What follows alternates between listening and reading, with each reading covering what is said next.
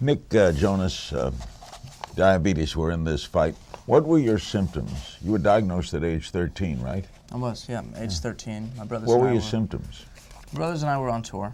We were at the beginning stages of our career, and we were doing a school tour.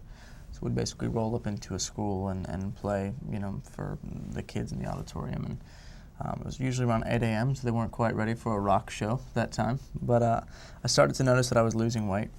I lost about 15 pounds in 2 weeks, and I only weighed about 110 pounds at the time. So I dropped about 95 pounds, and I was drinking a lot of water, using the bathroom a lot, and just overall had a really bad attitude, and didn't know why, because I'd usually,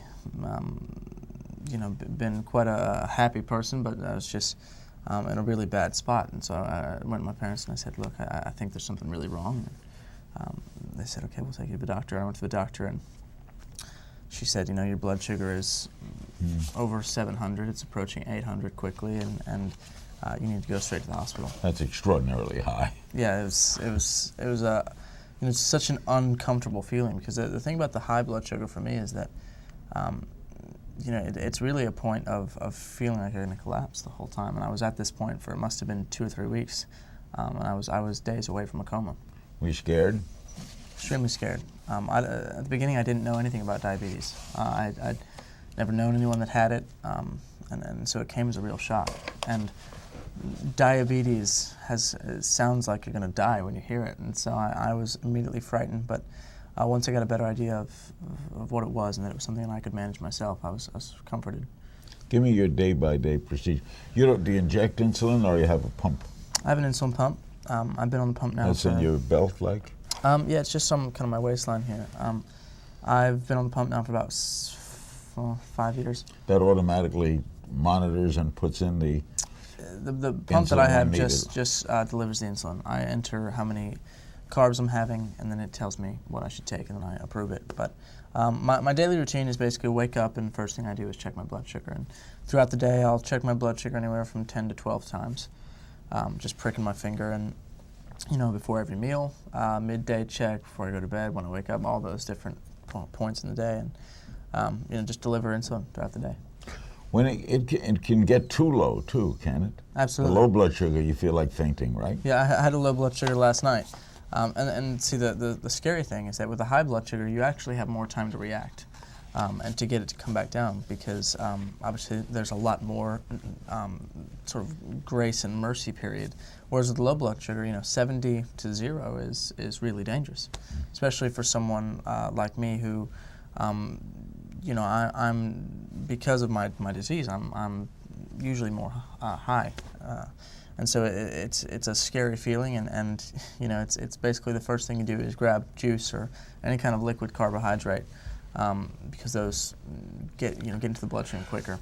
One of the things you have to worry about is blindness, heart trouble, shorter life.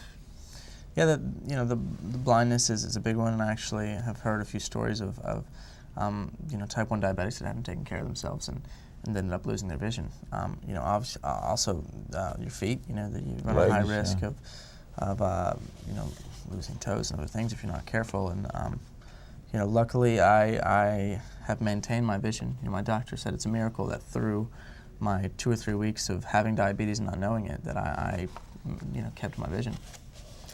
So you have checkups regularly, right? I do, quarterly checkups. I have an amazing doctor here in Los Angeles. On tour, are there times you're on stage when it affects you? I mean, how do you manage it and work? I've had a few low blood sugars on stage, which is an extremely uncomfortable feeling. All I want to do is sit down and drink a juice or have carbohydrates or whatever. So it's tough to be thinking about performing for an audience. But we have an amazing team when we're on the road who are always prepared. I got juice on the side of stage, and my guitar tech will bring it out and make sure I'm cool. And it's just about knowing how to manage your specific diabetes, I feel like, and once you get a handle on it, it's okay. Now this battle, this is Diabetes Month, and we're out to stop it. I know you're very involved in the fight. Do you have any hope? Absolutely. I sort of made doing what I can my main focus when it comes to diabetes and raising awareness, first of all, and helping other young diabetics who are frightened by it and feel alone. And then the other thing was raising funds for research. My doctor here in Los Angeles, her name is Francine Kaufman, and she's kind of on the forefront of looking for the cure. And it's an encouraging feeling to know that someone that close to home that I see quarterly is working that hard for people like me and people like us who would really love to see the cure one day. And I know that it's been amazing to see how Jonas fans have gotten involved with this initiative, and not only doing what they can to fund research, but also just being aware of it. Because the main thing that I've heard from other young diabetics is that in school people don't get what they're doing when they're checking their finger, and you never want to feel pushed out.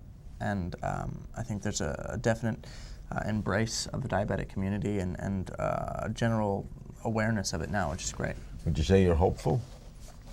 Definitely. I don't know when we'll see it, and I don't know if I'll see it in my lifetime, but I'm going to do all I can in my lifetime to try and get it there. I salute you, Nick. Thank you, sir. Thanks. Nick Jonas.